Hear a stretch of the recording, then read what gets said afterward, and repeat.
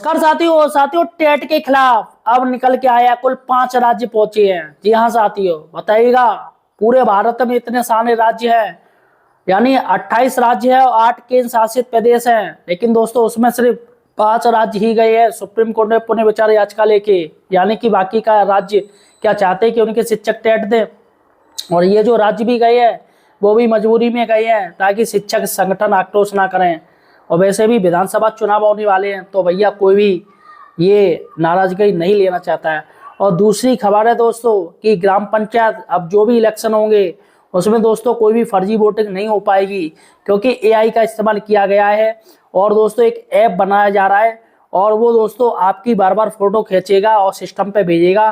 कैसा क्या आप किस तरीके से आप पकड़े जाएंगे अगर आपका डुप्लीकेट आप वोट डाल रहे हो या वोटर किसी और का आप वोट डाल रहे हो, तो किस तरीके से ये ऐप आपको पकड़ लेगा और जेल की अभाव खाने के लिए भेज देगा।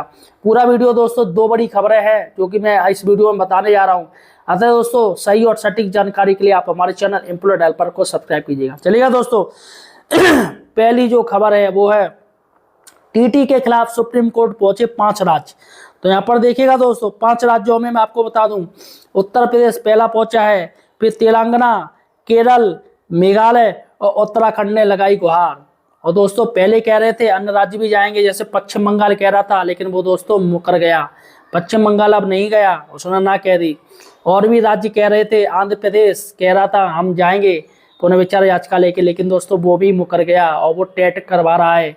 महाराष्ट्र सरकार भी गई है, लेकिन दोस्तों महाराष्ट्र सरकार ने भी ना कह दिया कि हम नहीं जाएंगे। तो दोस्तों यहाँ पर देखिएगा, यहाँ पर सबसे बड़ी बात है कि ये राज्य क्यों गए हैं। यहाँ पर मैं आपको बता दूं, जो राज्य हैं राज्यों ने दलील दी है। क्या दलील दी है? उन्होंने कहा है कि जो आरटी एक्ट जो लागू हुआ है, राइट टू एजुकेशन, वो हर राज्यों में अलग अलग हुआ है। जी हाँ साथियों, अतः उसी के बेस पर ये राज्य पहुंच गए हैं। जैसे मैं आपको बता दूं, उत्तर प्रदेश में जो आरटी एक्ट लागू हुआ है, जो टेट लागू हुआ है, वो 27 जुलाई 2011 से हुआ है। जी हाँ साथियों, उत्तर प्रदेश में सरकार ने 27 जुलाई 2011 से टेट लागू किया है। तेलंगाना की बात करें दोस्तों, तेलंगाना जो कि आंध्र प्रदेश का हिस्सा है, काट के बना है, और तेलंगाना ने 29 जुलाई 2011 को ये आंध्र प्रदेश में ये लागू किया गया है टेट। तो यहाँ पर 27 जुलाई माता है, 29 जुलाई है।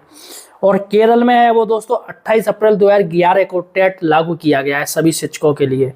और मेघालय में 1 मई 2011 को टेट लागू किया गया है। और उत्तराखंड में 18 जुलाई 2011 को लागू किया गया है। अतः दोस्तों आरटीई लागू होने के पूर्व नियुक्त शिक्षकों के लिए पुनर्विचार याचिका सुप्रीम कोर्ट ने 1 सितंबर को सभी शिक्षकों से किया था अनिवार्य। तो यहाँ पर दोस्तों 1 सितंबर को जो कोर्ट ने आदेश दिया था कि सभी पुराने टीचर्स को आप टेट देना पड़ेगा। तो यहाँ पर दोस्तों सबसे बड़ी बात है कि सभी ने अपनी अपनी बात बता दी है और सभी के अधिसूचना है वो अलग अलग जारी की गई हैं। तो इसलिए दोस्तों ये लोग गए हैं और ये 5 राज्य अब निकल के सामने आ गए हैं। चलेगा दोस्तों, बहुत बड़ी बात है कि ये सिर्फ 5 राज्य गए।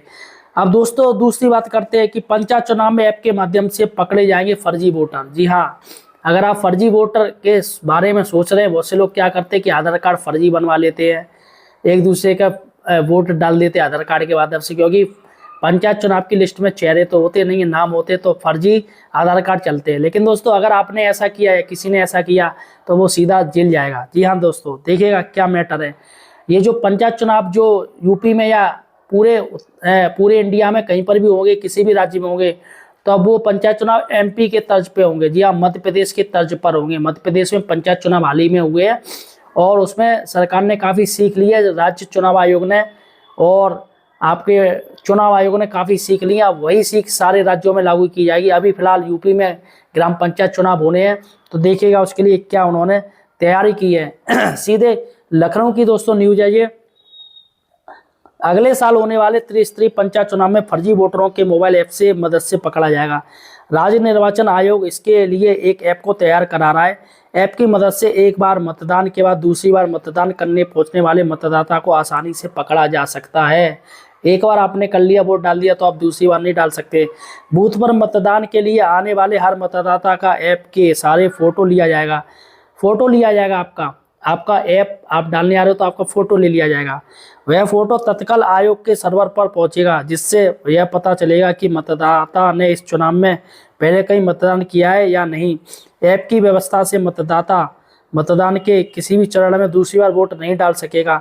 यूपी में पंचायत चुनाव की मतदाता सूची में अभी मतदाताओं के फोटो नहीं लगे हैं, इसलिए मतदाताओं के फर्जी वोटिंग करने की आशंका से इनकार नहीं किया जा सकता है। इसे रोकने के लिए राज्य निर्वाचन आयोग खास मोबाइल ऐप तैयार करा रहा है।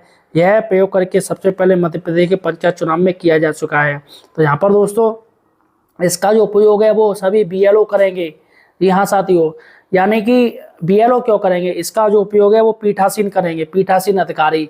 यानी कि आप लाइन में जाओगे और आपका फोटो ले लिया जाएगा और फौरन दोस्तों मैचिंग हो जाएगी कि इसने कहीं वोट डाला है या नहीं डाला, या इसका कहीं ये डाल के आया है।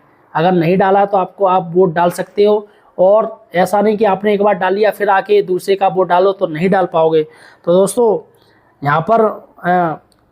यहाँ पर कहा गया है कि ऐप का उपयोग मतदान के दिन सभी पीठासीन अधिकारी करेंगे। बूथ पर मतदाता वोट डालने आएंगे तो मतदान कर्मी ऐप के माध्यम से उसका फोटो लेंगे।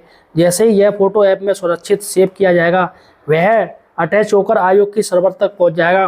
फोटो के साथ मतदाता को आयोग से मिला विशिष्ट मतदाता नंबर भी सेव होगा। यह मतदाता दूसरी बार कहीं वोट देने जाएगा तो ऐप अलर्ट जारी कर देगा। यानी कि दोस्तों अगर आप फर्जी वोटिंग की सोच रहे हो तो बिल्कुल मत कीजिएगा, क्योंकि फर्जी वोटिंग के अगर केस में आकर आपको जेल भी जाना पड़ सकता है। तो फिलहाल साथियों ये 2 बड़ी खबरें थी जो कि मैंने आपको बता दी। आपको क्या लगता है दोस्तों, क्या सुप्रीम कोर्ट में सुनवाई कुछ राहत मिलेगी टीचर्स को? इसके साथ ही ये जो ऐप जो आ रहा है, AI से लेस ऐप आ रहा है जो कि ग्राम पंचायत इलेक्शन में यूज किया जाएगा, इससे फायदा हो पाएगा सरकार को? क्या फर्जी वोटिंग रुक पाएगी? मुझे कमेंट सेक्शन में बताइएगा। इस वीडियो को ज़्यादा से ज़्यादा शेयर कीजिएगा। धन्यवाद।